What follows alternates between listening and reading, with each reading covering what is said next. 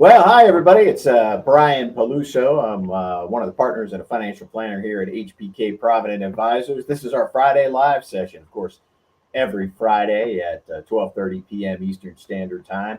We jump on Facebook Live for a few minutes, talk some about the markets, throw in a financial planning topic or two.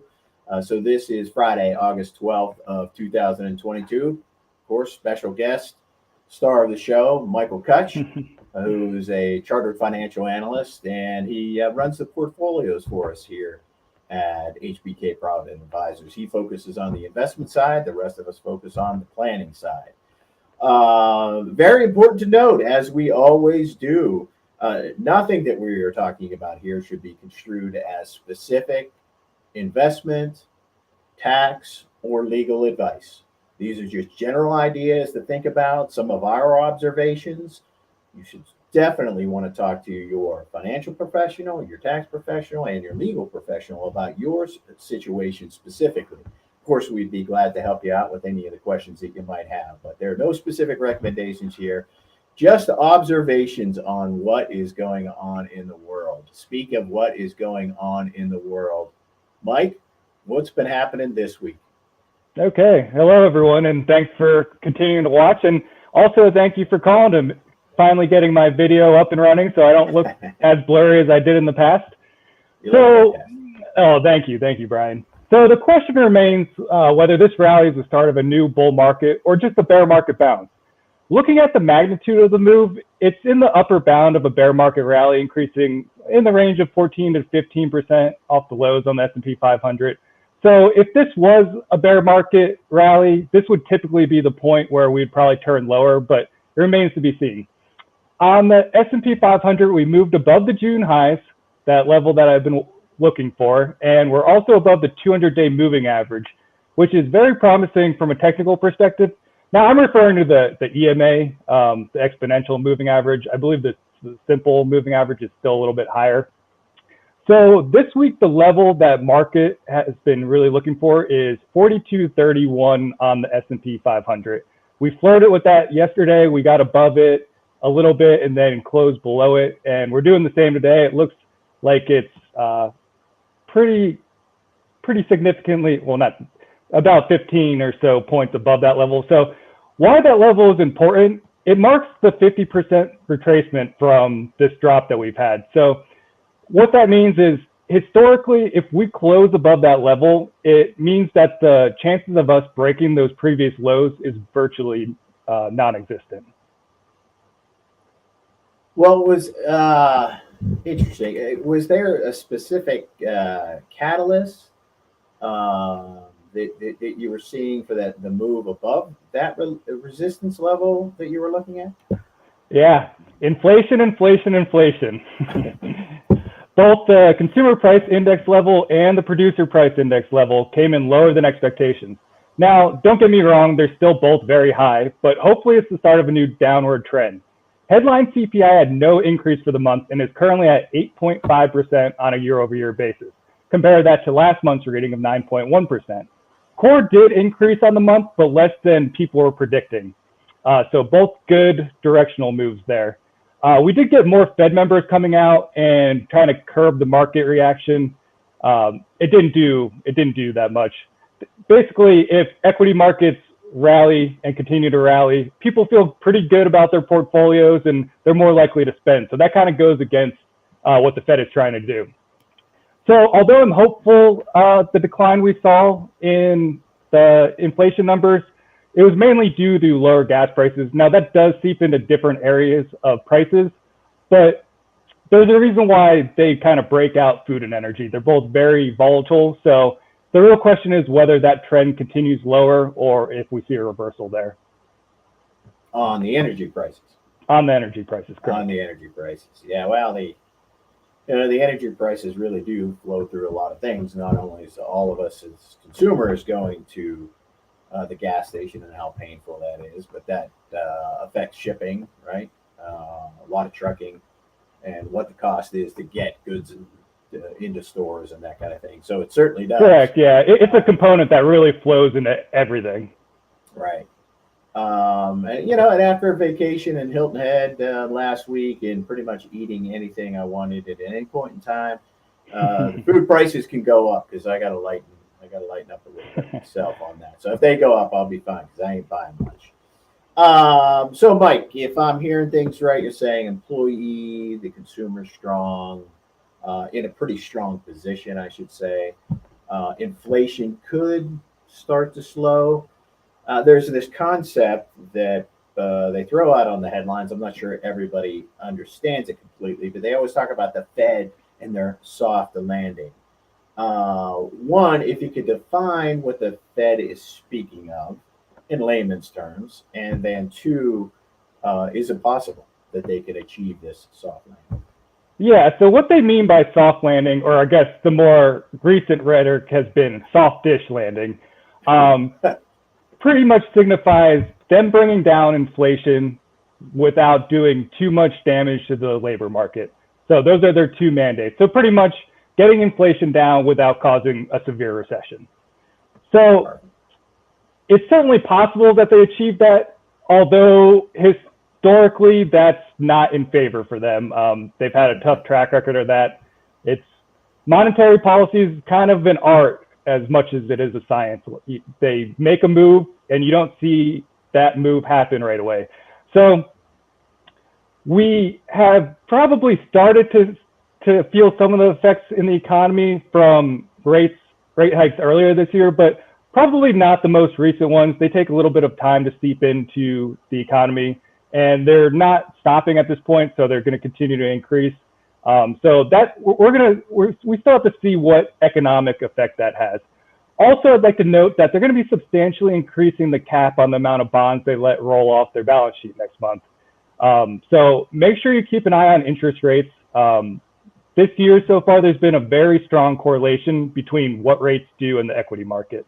So if rates move significantly higher, it would likely lead to further pressure on the stock market. So like I said, from a technical backdrop, it has improved, but overall, people are still pretty bearish. Volume has been pretty light in August. Without having everyone on board with the rally, it actually can lead to the rally having more legs to the upside. So I am considering adding a little exposure to equities at this time, and that would mainly be in the more growth areas of the market, like technology, maybe certain areas of consumer discretionary. But I'm also intrigued by the liquefied natural gas companies. The reason for the growth stocks, they tend to do better when the economy is slowing because investors continue to seek anything with earnings growth. But for that trade to work, you also have to have the longer end of the yield curve stay subdued, or going lower would be even better. I'm interested in natural gas because, like I've mentioned a couple of weeks ago, we have been seeing a nice uptick in overall natural gas prices, and that's a lot to do with the supply imbalance, mainly caused by the war in Ukraine.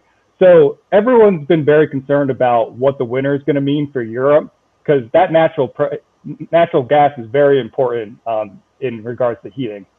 So if I do end up adding anything to equities at this level, it's probably going to be a shorter term move.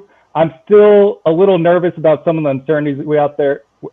We still are in the face of economic slowdown. So it might be more of a trade than a longer term positioning, but it's just something I'm thinking about at this point. So it sounds like, I'm going to paraphrase a little bit.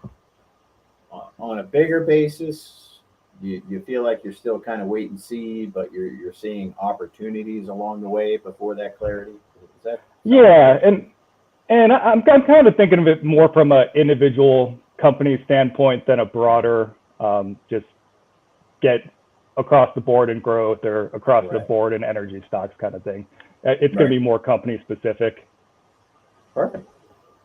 Well, that's what we got you here for, Mike. So we certainly appreciate that, and fantastic stuff. So I started my career in financial services in 1993. I will say this is one of the most interesting time periods that I've personally been in. And Mike, you're navigating it fantastically. And the information is powerful. I forget which one of the presidents said, "I don't tell people negative news. I just tell them the truth." And I feel like that's what we get from you. Hey, is what it is. Let's just hear the truth. Let's understand the facts and interpret along the way. Yeah. You can't control what happens in the economy, but you can control how you anticipate to it and react once it turns a certain direction. Well, there's things we can control. There's things we can influence, and there's things we can't do a darn thing about. So, can't control the economy, but we can certainly influence how much time you're spending researching them, how many resources that you have that you're putting towards influencing what we can do with things that we make the most of what things that we can't control.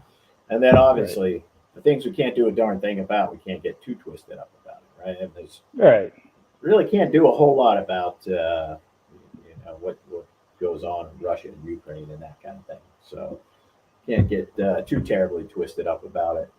Mike, that kind of leads into something that I was thinking about this week. I think about quite often, and a lot of investors are a little bit frustrated with what's been happening with their portfolios and all those kind of things. And in the simplest terms, I would suggest to you that frustration is a function of unmet expectations. Right? We get frustrated when we have an expectation something's going to happen, and it doesn't happen the way I expected it to, and now I'm frustrated. And I think popular press and a lot of things we see online give us the false expectation that the market goes up all the time, right? Everybody talks about what it does over time. S&P always goes up. Oh, we know that doesn't happen. Over time periods, we can be more and more confident that it will be positive, but it doesn't go up all the time. So there's this expectation my portfolio always goes up, and when it doesn't, there's frustration. And I would also say, kind of tying that in, we observe some frustration with some folks when there is a disconnect between their different pots of money and how those pots of money are invested for them currently. Obviously, we don't see that as much in our practice because through our financial planning, we're designating which dollars are for which time frame. So, for example, in a simple way, we talked about this a couple of weeks ago. You got maybe, let's define it as simply as possible, pots of money. And maybe you got a 0 to 2 year pot of money. These are dollars that you will need for something in the next 2 years. Now then, let's say you have a 2 to 5 year. That's kind of your midterm pot of money. And then you got a 5+ year. And you can change a 0 to 3, 3 to 7, 7 to 10, however it makes sense for the individual. I see frustration come in when somebody has a 0 to 2 pot of money that has investments that should be their 5+. Well, of course, that's frustrating. You're saying, geez, I might need this money in 2 years, but, well, we're not sure why you or somebody put you in investments that should be in your 5+ year bucket. And that gets frustrating. So we can help folks work through that and say, what are your shorter term, your midterm, and your long-term goals? That's one. And then two, match appropriate investment options for each of those buckets.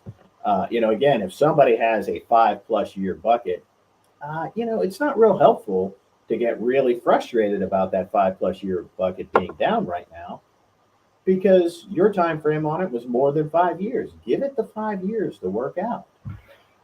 So that's one thing is, that kind of difference between expectations and the reality that becomes, frustrating. But if we have our buckets and we know what's in those and where they're which individual investment per category, I think that helps to people to sleep at night and alleviate some of that frustration.